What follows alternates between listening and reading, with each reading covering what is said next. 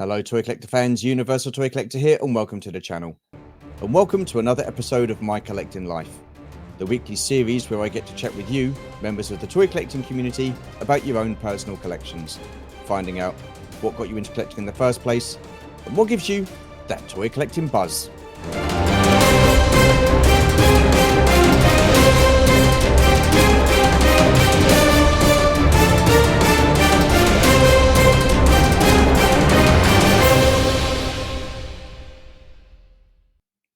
Alrighty then, you lot. So who is the guest on this week's episode, I hear you all ask? Well, why don't we all find out?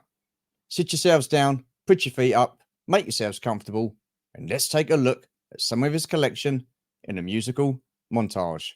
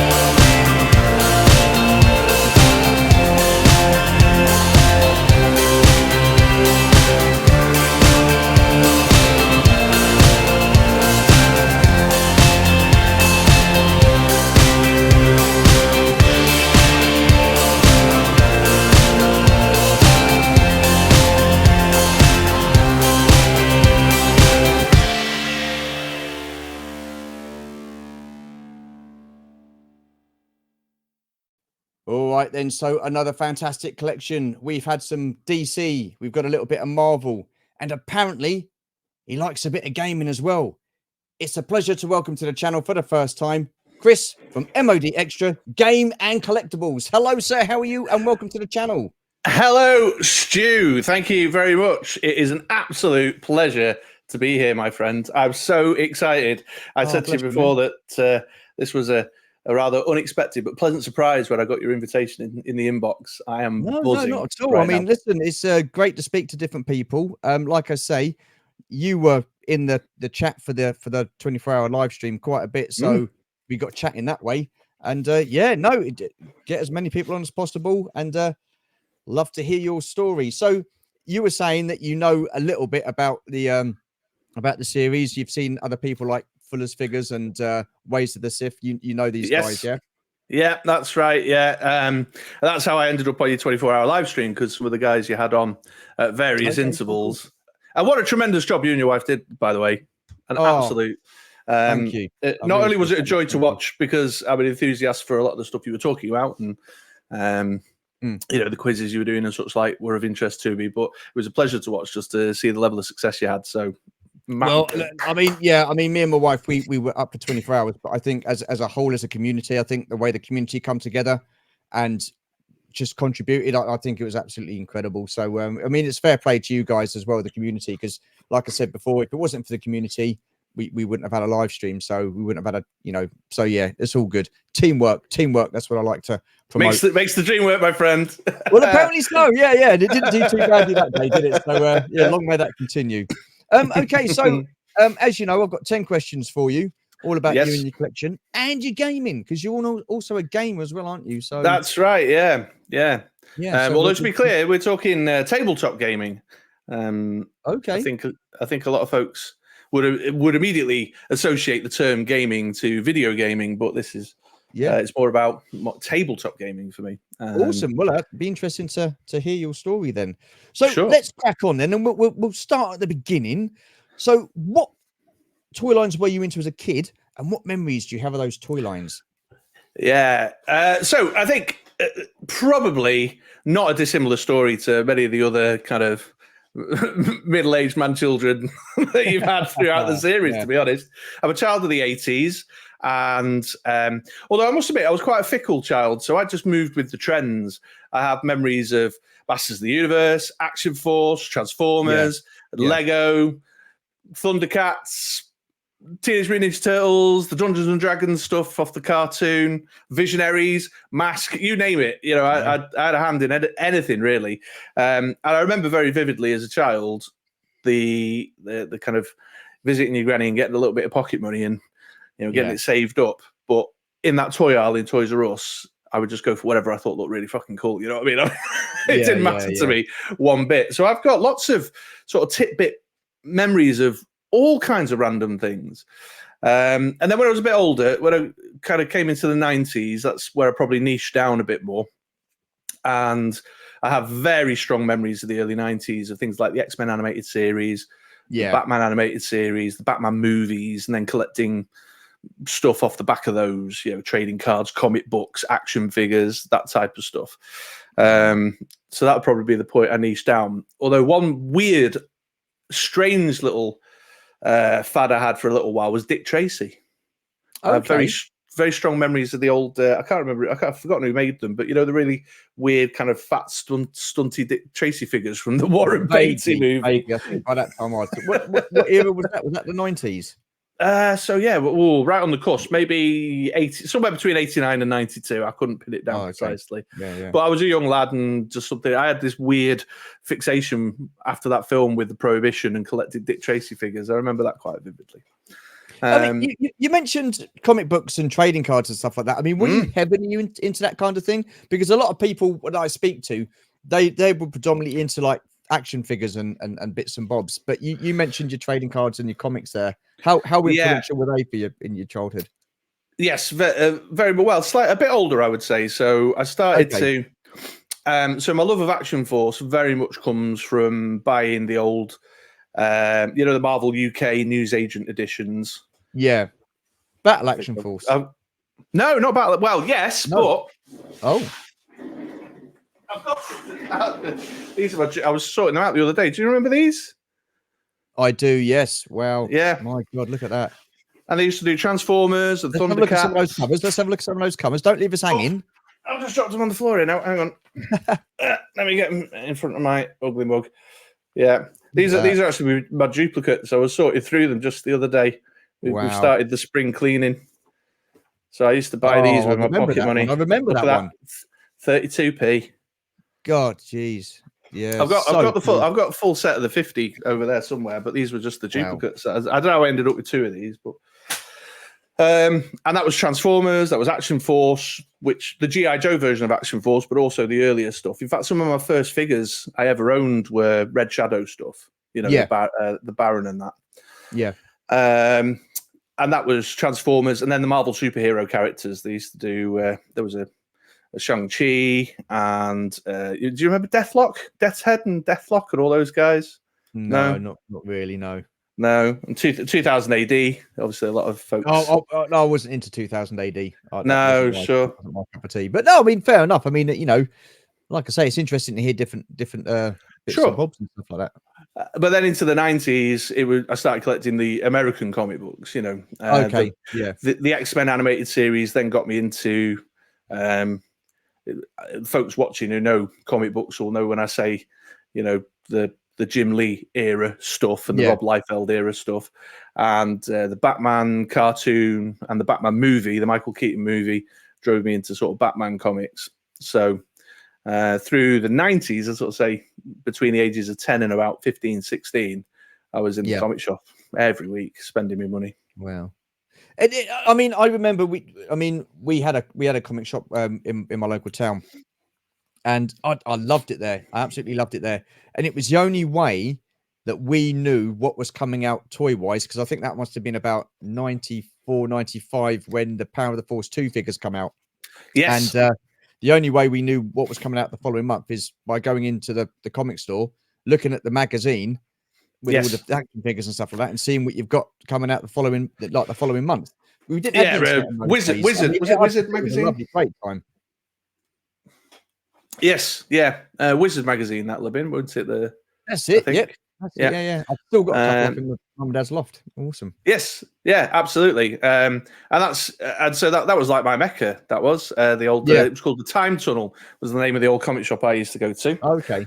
The Time Tunnel, just this really a very stereotypical dusty boxy place with a little rack of the new comics and then loads of old comics, but then it had the toys, the trading cards, all the knickknacks, key rings, whatever, the merch.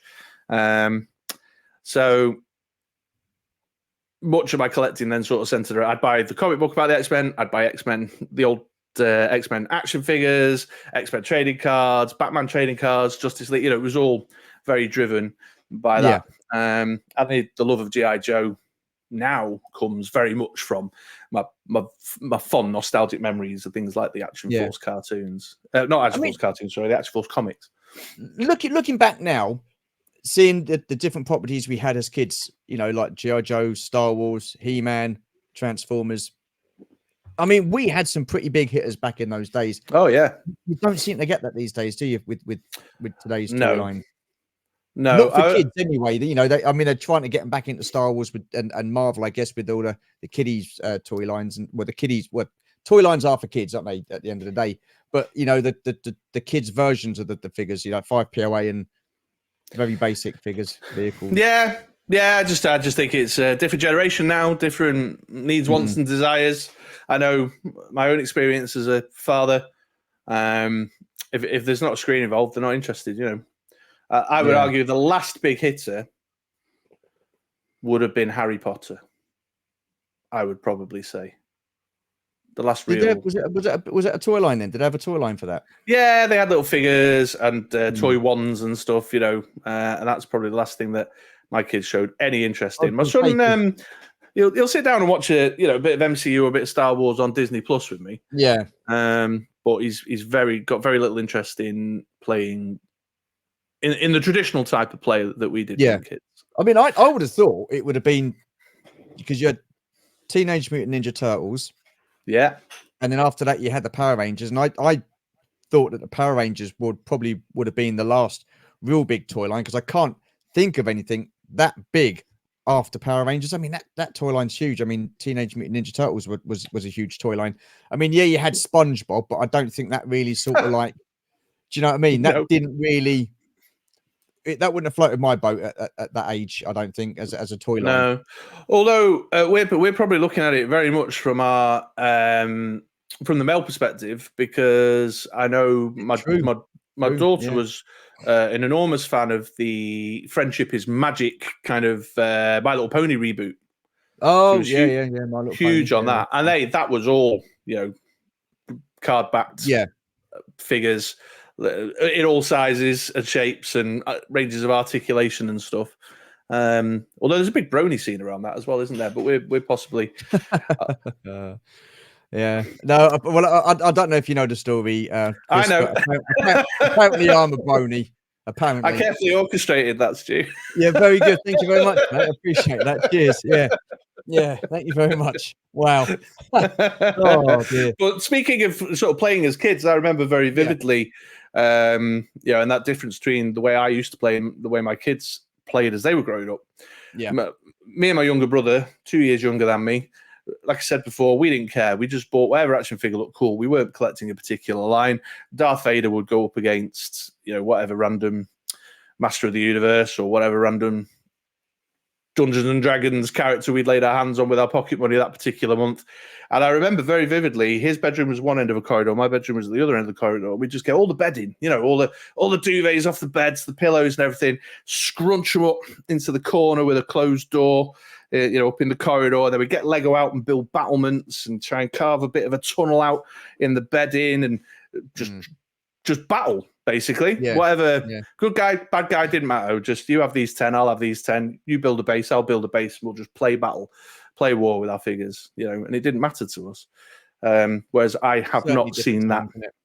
Yeah, the only thing my son ever kind of engaged with was Lego. He had a period of time when he was. But I mean, do you think Lego it's ageless, isn't it?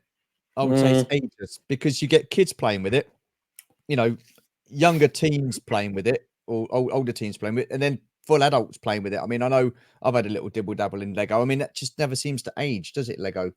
No. They were in trouble once, They were in a lot of trouble once. Yeah, they were. Yeah. And it was the franchise licenses that pulled saved them. Yeah. But I think you're right. But I would say that my son, and in fact myself, in terms of any interest I still take in Lego, is franchise related. But when I was a kid, it was just random bricks. Like I say, we used to use them to make. If I wanted to put my GI Joe on a guard tower, I built the guard tower out of Lego for him and put the GI Joe in the guard tower. And you'd have Snake Eyes and I don't know, whoever, Matt from Mask guarding. Matt Tracker, guarding my duvet base in a Lego watchtower. It didn't matter to me at all. No. Well, that was imagination, wasn't it, back in those days? Absolutely, yeah. It was imagination. It seems to have.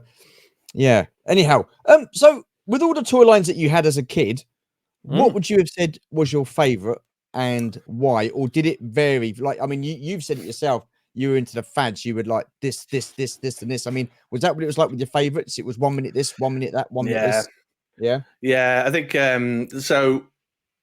I don't know whether you've used the photo or not, but I sent over a couple of photos of me as a young kid, and there's a Christmas morning where I'm opening up. All your photos. I've used. Have you? Okay. Yeah. So I said to my mum and dad a little while ago, have you got any old Christmas morning photos for another kind of adult collector project thing I was involved in a while ago? And my dad dug out a Christmas morning, and there I was with my Castle Grayskull. And then the following year, I'm opening up some Action Force. And the next year, I'm playing with an Optimus Prime. So every birthday, every Christmas, my parents would just focus the Toys R Us gift buying money on whatever I was excited by at that time. And I used to move and change a lot. I mean, there are some things that have proven to be sort of a kind of a ubiquitous nostalgic love for me. I've returned to G.I. Joe many times over the years. From that first love of Action Force. Star Wars will always be a trend.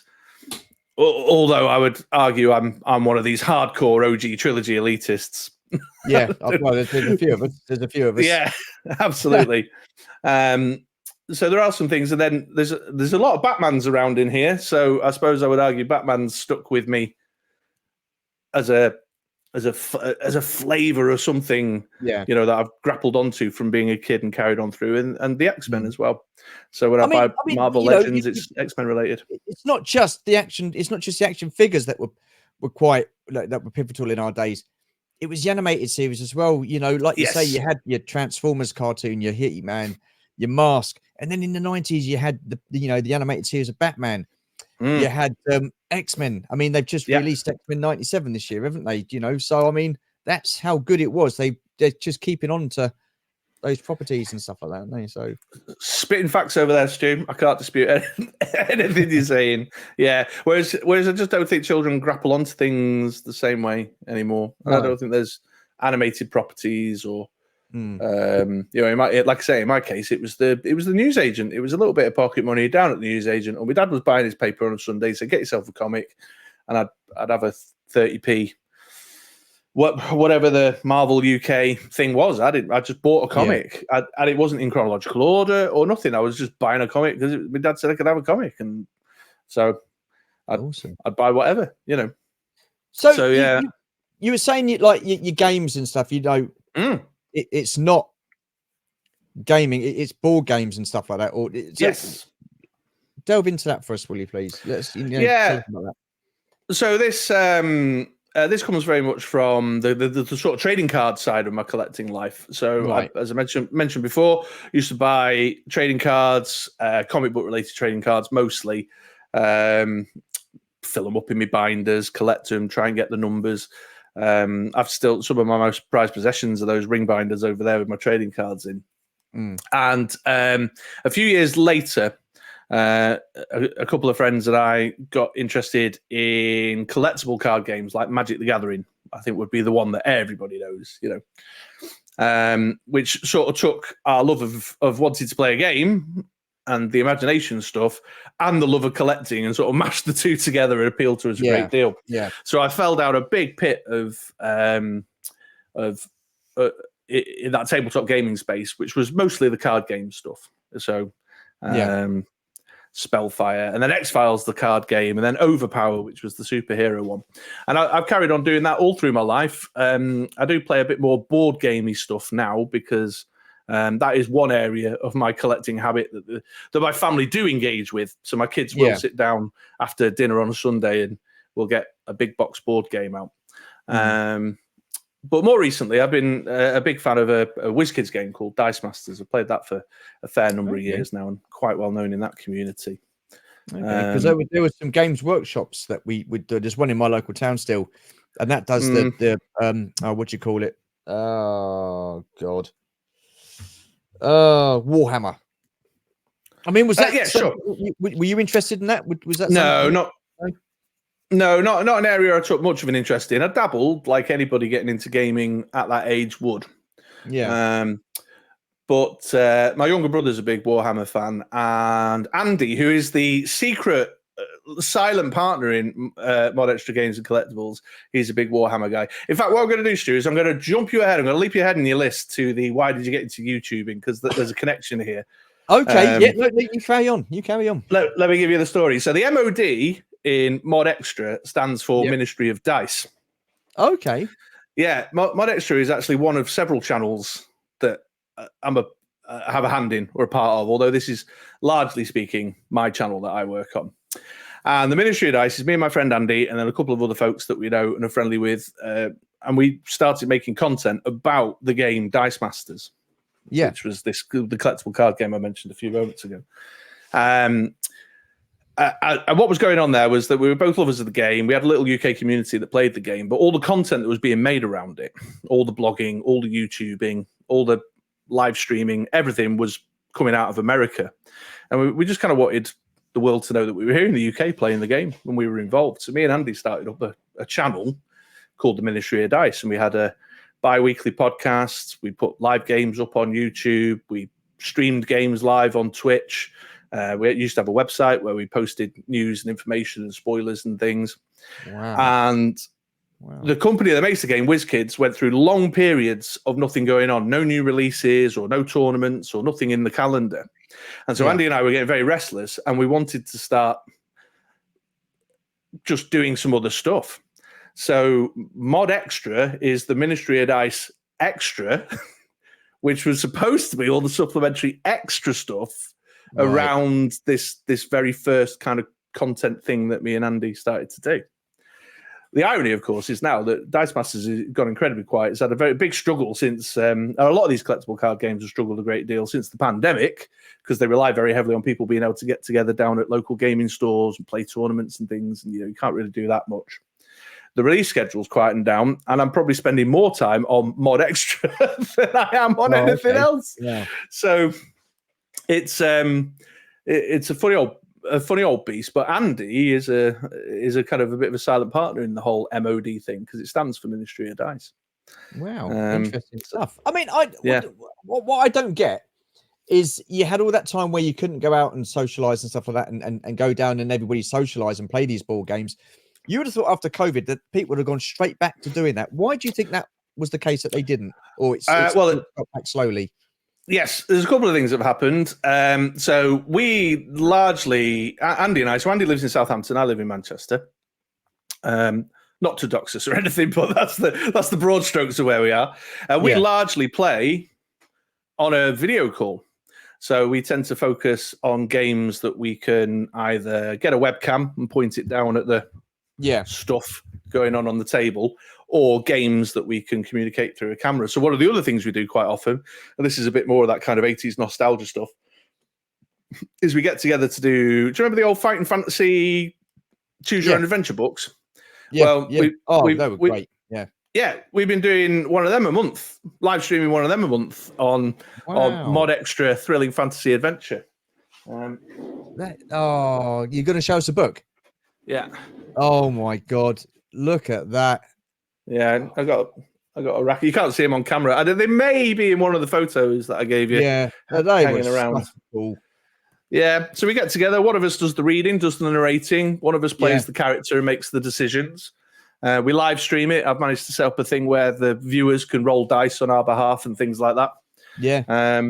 So we're now recollecting all the books that we got rid of, gave away to libraries when we were kids, so that we can play these old choose your own adventure games. You might want to go and see one of our friends, Adam Berry. He's got quite a few old library books that he never took back, so he might have a few of those game books as well. So we'll have a word with him, shall we? I'll tap him up, yeah. But I even those books though, seeing that just brings back so many memories. Dude. I used to get frustrated as hell, man, with those. The moon logic in them is absolutely balmy. So if you, so folks watching this will know me from MoDXtra Games and Collectables, but there is a channel called MoDXtra Thrilling Fantasy Adventure where we've been archiving all our live plays that we do over on Twitch. And we keep a little scoreboard. We go over the scoreboard at the beginning of every live stream to see how many books have defeated us and how many times we've managed to defeat a book. And the books are far in advance of us when it comes to the scores. Yeah, I think the 20, 25 or so books that we've got through in the last couple of years on our live streams, we've maybe managed to get to the end of 6, 7. Wow. I mean, yeah, I remember I had one I got stuck in a maze and it just took me forever and a day, and I don't think I completed it, but I mean, I loved them, absolutely loved them. And the thing is as well, you get so engrossed with it, you know, you could be there for a good couple of hours just reading these books. Yeah, you know, absolutely. That's how good they were. And I never used to read much as a kid. You know, I wasn't really into reading books and stuff. But those game books, I really did enjoy. Yes, and in fact, I go so far as to say, your viewers, anyone watching who knows me or is around and about, if you're in a secondhand bookshop, you see one of these, particularly one of the ones with the green spines, like that, and it's 50p, it's a quid, whatever, in a secondhand bookshop. Just buy it. Don't message me to check whether I've got it or anything. Just buy it. Yeah. Just pick them up and let me know, because we're starting to reach a point in because we're trying to do them in chronological order. Oh, okay. We're starting to reach a point where some of the books are, you know, they're out there, but you can't buy them new. They've not been reprinted, so the only way to get hold of them is to get all the secondhand ones. So for 50p, I'll reimburse you the 50p, even if I've already got it. Just grab it. Brilliant. Although some of the later ones, my man, talking about collecting, the ones that are in the late 40s, between sort of 44 and 50, the numbered ones on the spines. Yeah. Little penguin paperback like that literally goes for hundreds. Really? Yeah. Wow. I had a Fighting Fantasy collector's bookmark. Little bookmark, you know, tiny little thing, opened up, had a little thing inside it. And I sold that for just over 100 quid. Little bookmark. So I suppose if you do see one in a secondhand bookshop, buy it, but then check on eBay before you get in touch with me, because you might want to keep it for yourself. I don't know. Yeah. Unbelievable. I wouldn't have thought there was that much. Yeah, we'll get back to this in a minute because I find it really interesting. So, but when did you stop playing with your toys, and when did you become a collector? Or was it a case of you didn't stop playing with your toys, but you got into the gaming instead? No, never stopped playing with my toys ever. In fact, I've still got one here on my desk that I was playing with just earlier today. Okay. Cool. Yeah, it's all about the man-child playtime for me, even now in my middle age. But if you were to kind of qualify it as that moment where I would consider myself a collector and things became a bit more niche, I'd probably say when I was a student. Okay. So when I was 18, moved out into the halls of residence, I bought some stuff to use as decorations, to decorate my room, to make it, feel like mine. And that's when I started picking up things where it was less about something to play with and buying things specifically with the intent of displaying it to, to make my digs, my student digs, feel more me, Yeah. So I'd probably say then when I was around 18, when I had my first, I mean, it was a little shoebox of a room in a hall to residence, but just to make it feel more mine, I bought some figures specifically with the intent of displaying them. Wow. Awesome stuff. And so, excuse me, we'll get back to the gaming. Sure. What was it about the gaming that got you interested in it? I mean, what got you into it? Because when I said, some of the comic shops, they used to have like set tables, didn't they, where they used to have the games and stuff like that, and you could play the ball games. Yeah. I mean, was that where you first saw the gaming at these comic shops? No, I was introduced to it by a friend called Philippe. And he said, I've kind of been getting into this game. Would you like to give it a try? And another friend of mine called Billy was a sort of a little bit of a gamer, so we sort of crept in. So there was a social element for sure. That it was like many, I'm sure, watching you sometimes sort of, not only did you move with the fashions, as I was talking about earlier, but I also sort of moved with the flow of my friend circle and what was going on there. Yeah. But it scratched the collecting itch, because we were classic playground trading card, bring your swapsies in, go through and stuff. So because it was trading, they were card game based, and they were trading cards, and they were numbered, and they were part of sets. It had that crossover appeal into the collector in us. And then just little things like it was portable. It was relatively cheap. Well, I say relatively cheap. Obviously there's rarities of these cards that mean some are harder to get hold of and therefore are more expensive on the secondary market.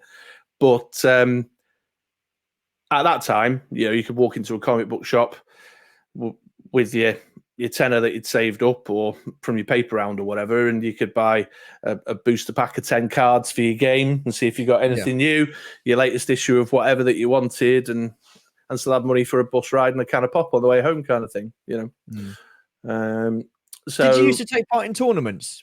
Did you used to get involved in those kind of things? I didn't when I was younger. We just used to sort of bike over to each other's houses with a rucksack full of decks and just crack on bedroom and living room floors and kitchen tables. But when I got older, I did. Yeah, I got involved in a number of tournaments. Can you remember your first one? It probably would have been a Magic the Gathering tournament. And I probably would have been around 17 at the time.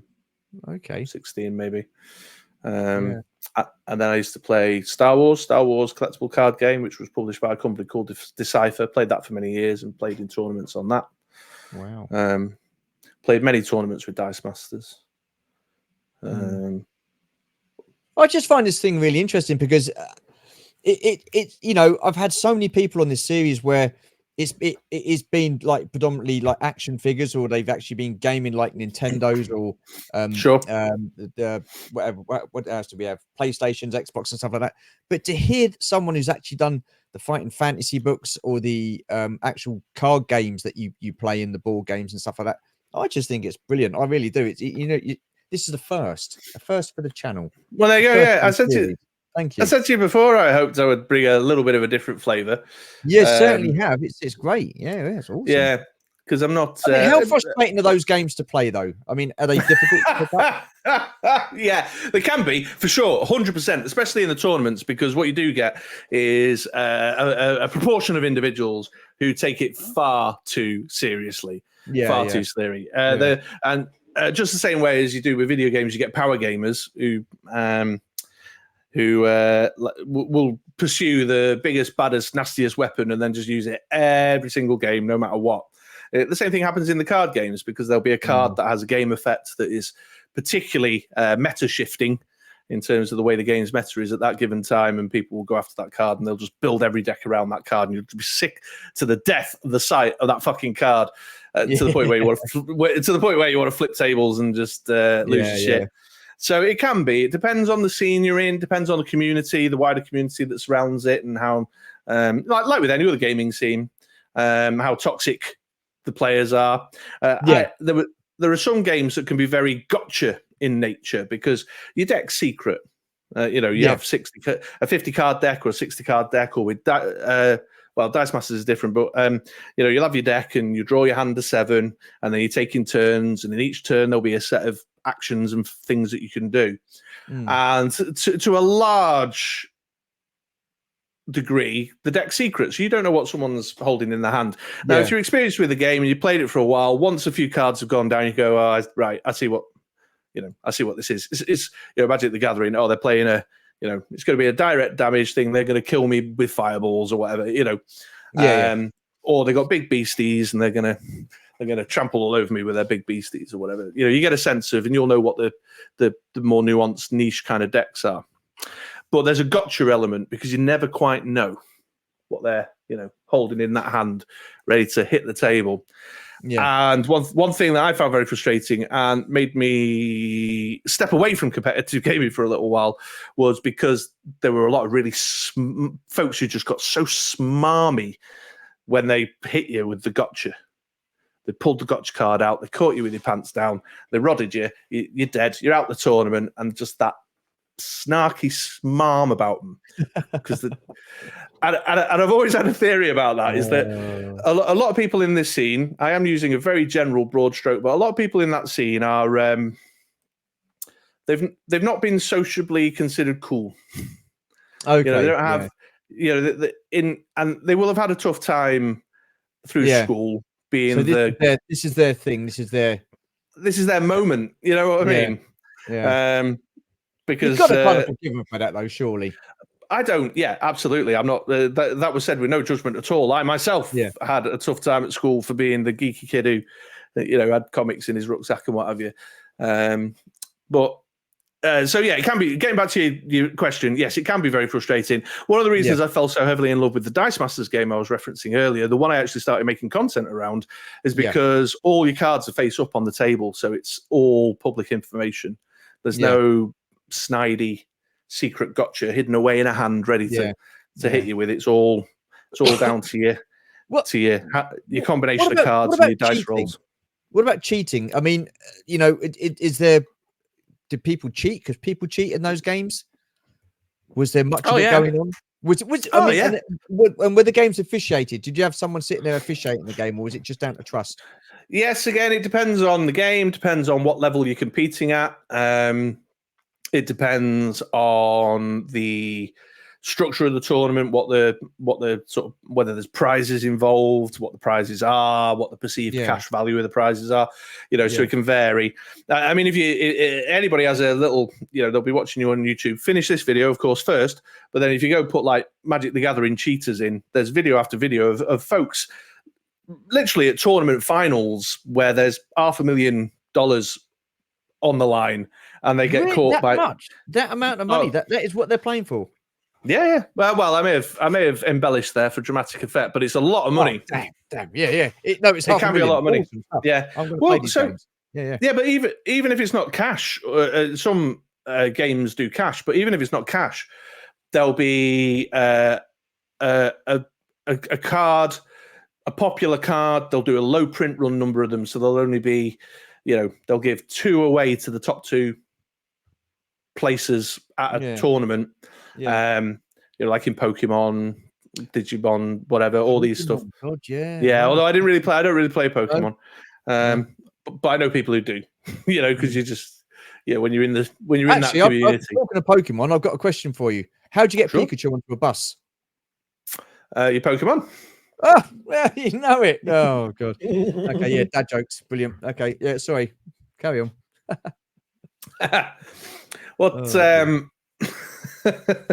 He's lost the train of thought. What were we talking about? Yeah, what were we talking about? Oh, you were asking me about prizes and cheating, weren't you? Yeah. So sometimes they'll do one, and so let's say they do a European Championship, they'll do a US Championship, they'll do an East Asia Championship, maybe an Australasian Championship. There'll be 4, so they'll do just 8 of these cards will be printed. And they'll print them up in foil or whatever. And there'll probably be a card that already exists in the game, but it'll have a unique image and it'll be foil printed and there'll be a stamp on it that says, 2023 National Championship or whatever. Wow. And so those 8 cards, because there's only 8 ever made and they were only ever given to the top table, the first place and second place player, even though it's not cash, they have a cash value, and you see these cards, particularly in Pokemon, go for Magic the Gathering as well, extraordinary amounts of money. Yeah.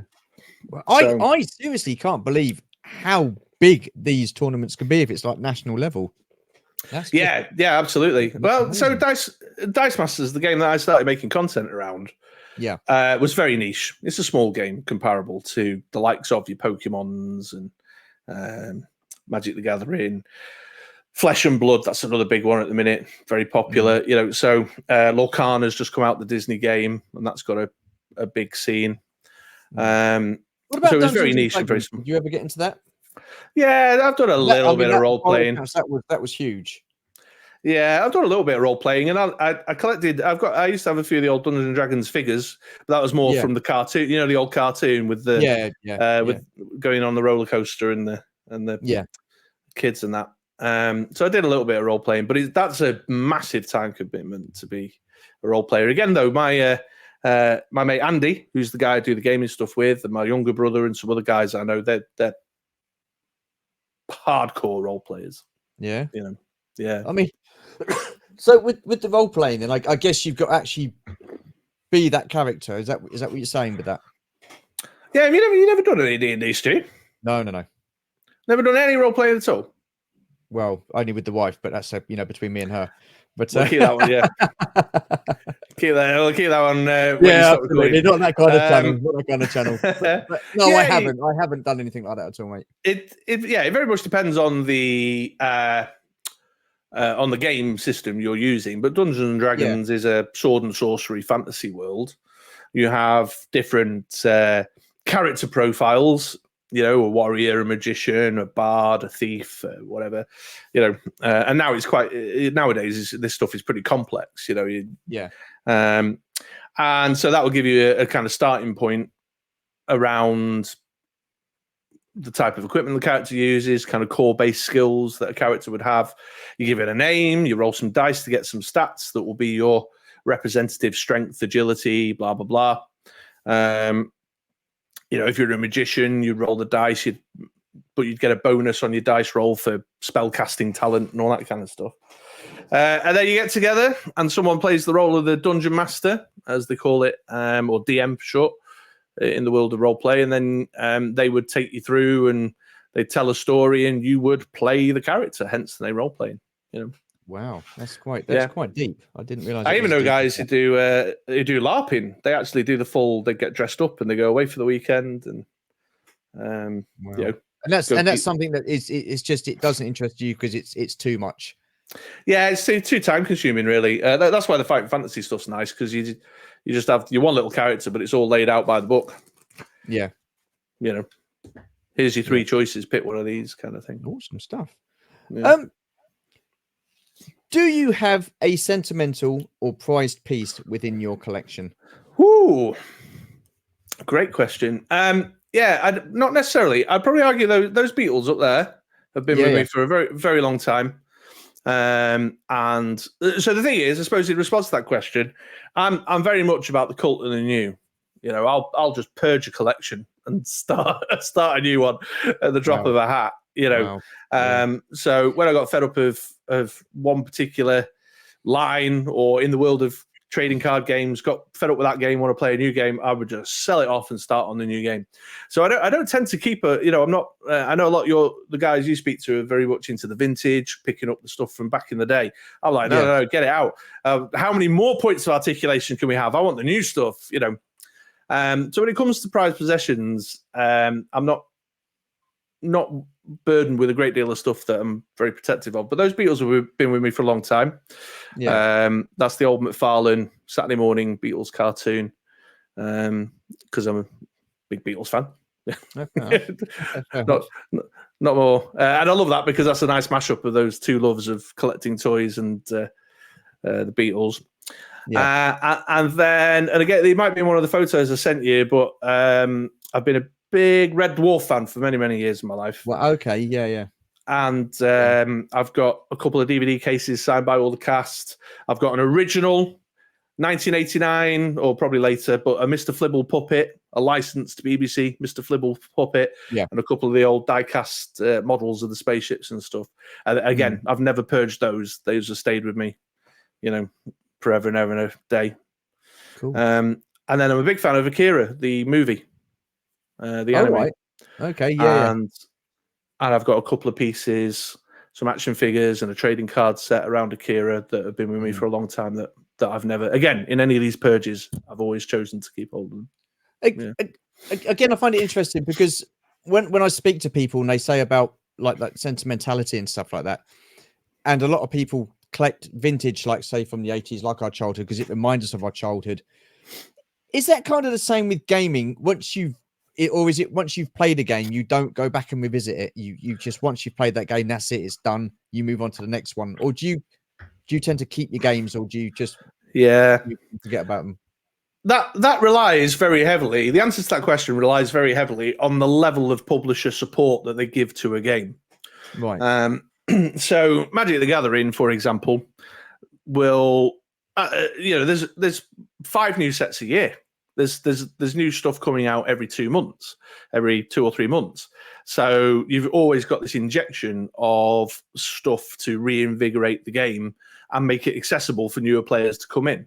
So it's always got a bit of life. There's always got something going on.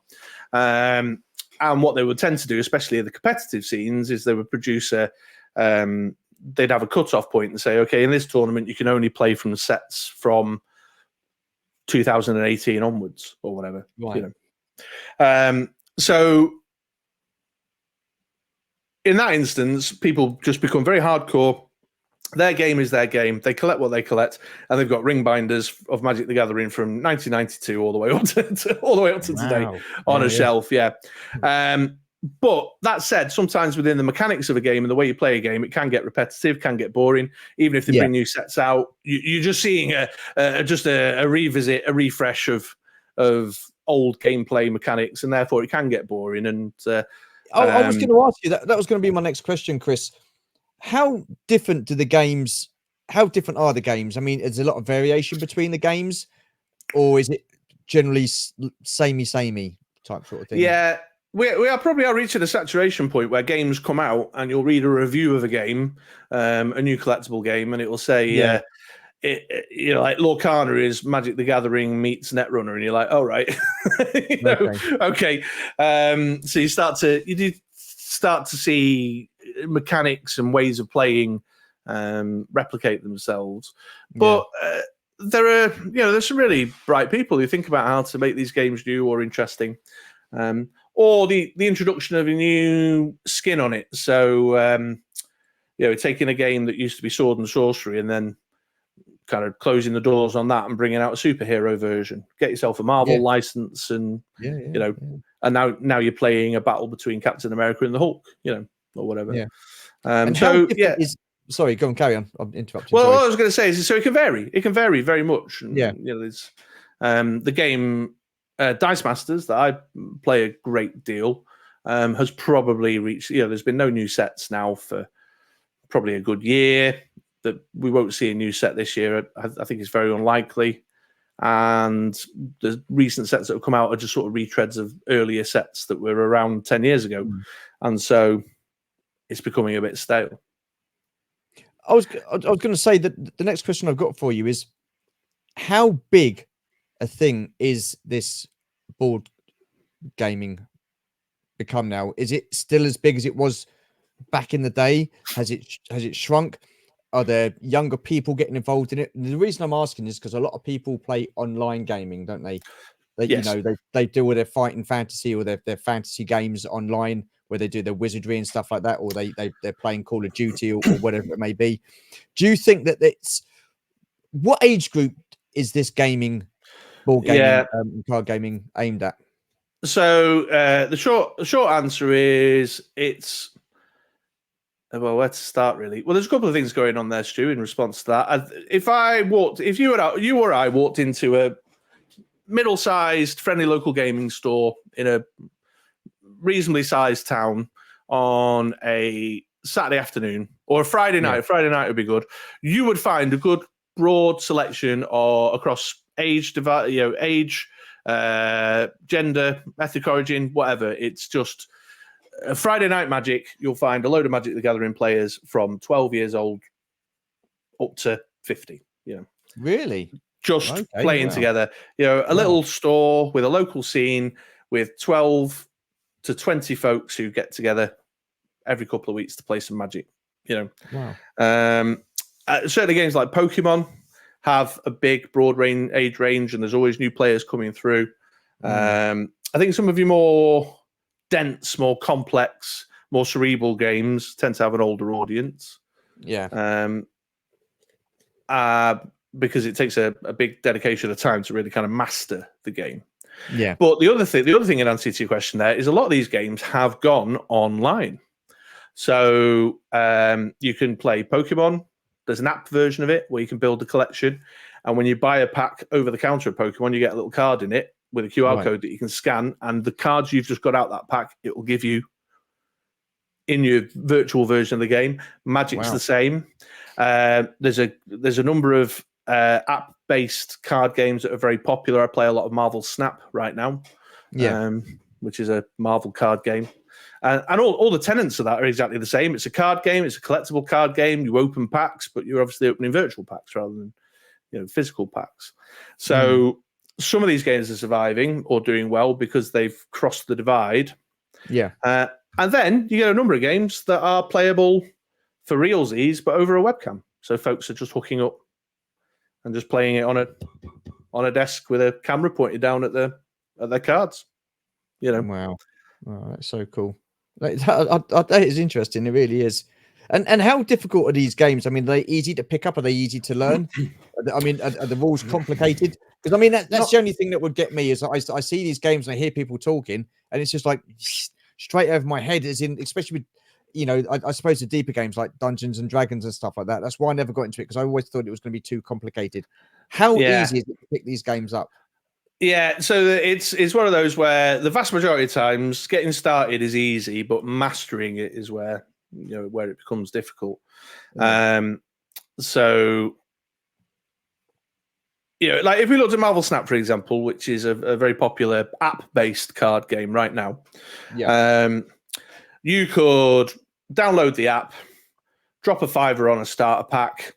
You get a number of cards that you unlock for free as you sort of progress through the game anyway, and start building decks, and you could play it while you take a shit.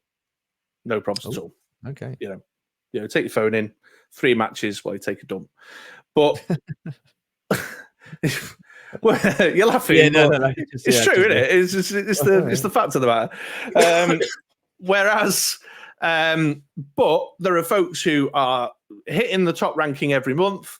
They're winning the best cards. They're making YouTube. They're getting recognized. They're entering tournaments. But these folks are dedicating hours a day to playing, practicing, testing different combinations out, understanding the meta. And one of the nice things about, there's benefits and drawbacks to this, but one of the key things about virtual versions of these games is that if a change needs making, it can be made. So you don't have to produce a list of banned cards and then make sure that everybody who's planning on playing in a tournament sees it. you just ban the card. Yeah. You know, it's as simple as that. So it's always evolving, always changing, always moving. And so the best players in that game who enter cash prize tournaments or whatever are dedicating a lot of time, a lot of energy to it.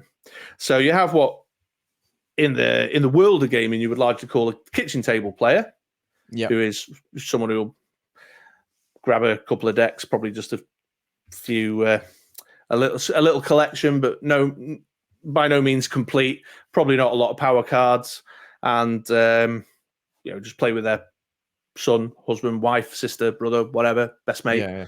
Or you've got the hardcore, and so it can vary. So you get out of it what you want to put into it, and you can make it as complex as you want to make it.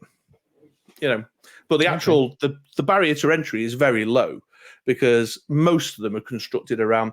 So if we take the Star Wars games, for example, you're a Star Wars guy, Stu. Like a lot of the Star Wars games that I've ever played through my life have fundamentally, it is about whether there's more light side or dark side.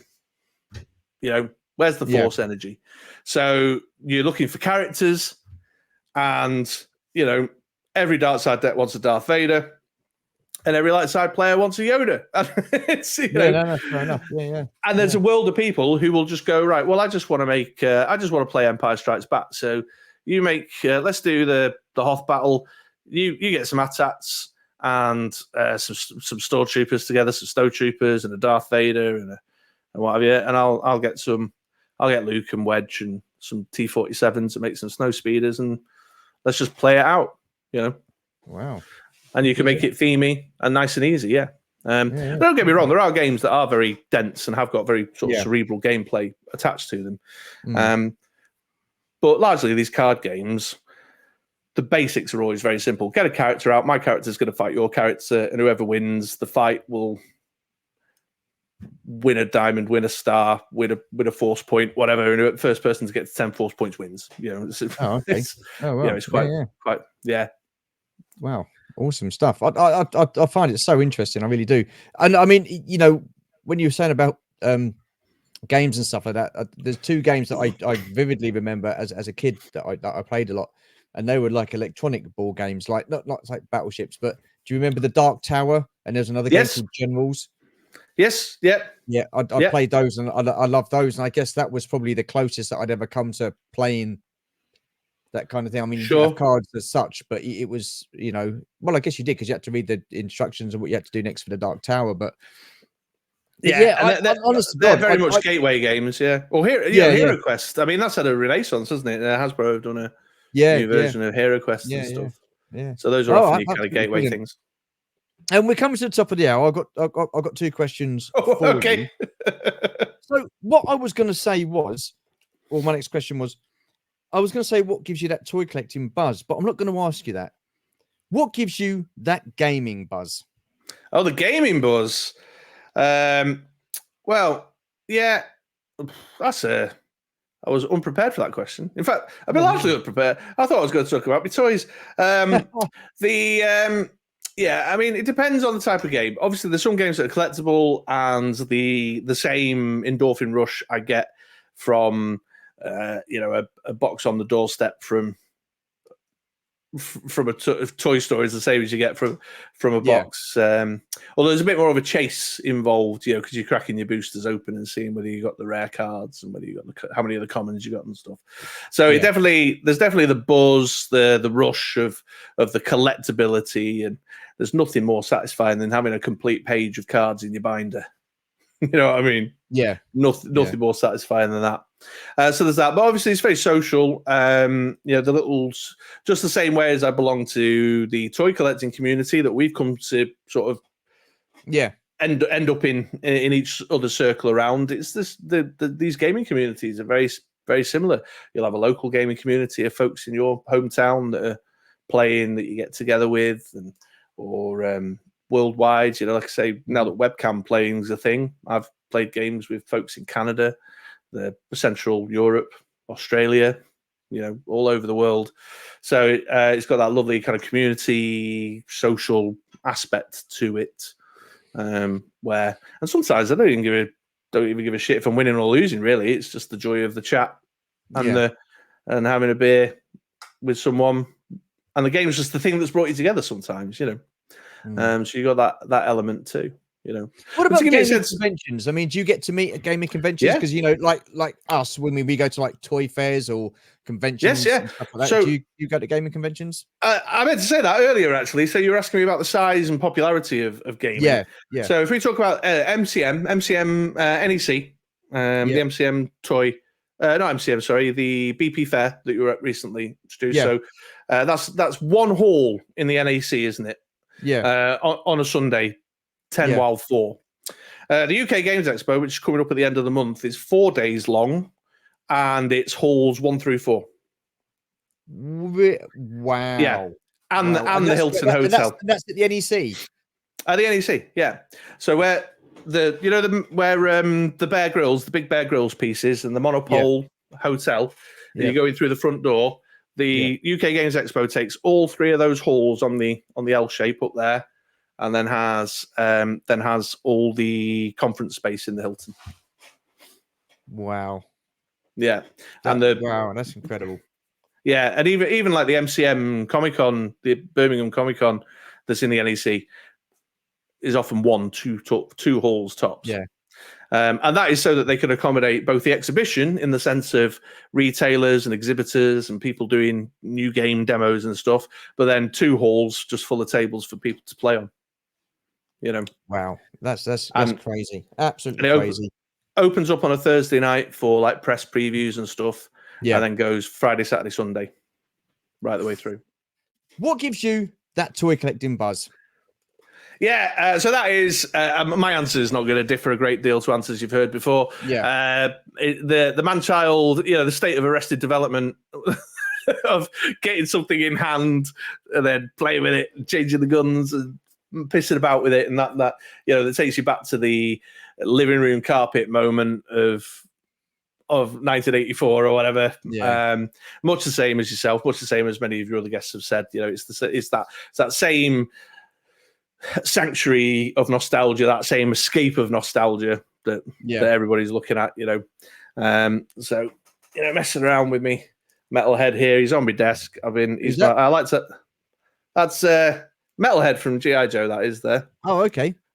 He's my current desk toy. I like to have a figure that hangs around on my desk that's like my little fidget piece when I'm bored to death on Teams calls. So it's just that joy of thinking I'm 10 years old again, basically. Yeah. That's the toy collecting buzz for sure. Awesome. So not very inventive answer, pretty boring. But I suppose that's the reason why we all get on so well together, isn't it? Because we can all. Well, absolutely, all boring nerds. Absolutely. Yeah. Okay, last question for you, sir. And it's going to be like the last one. It's going to be a 2-edged question here. Okay. What does your collection and gaming mean to you? Oof, yeah. So, I'll reuse a word I just used a moment ago. This idea of kind of sanctuary from normal life, So I've got this little space here. It's just a little box room in the corner of the house that we've made my little office.